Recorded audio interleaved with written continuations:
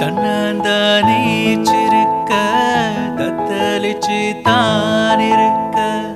ஓனனு bill நான் பறிச்ச தாமரைய பொன்னாவான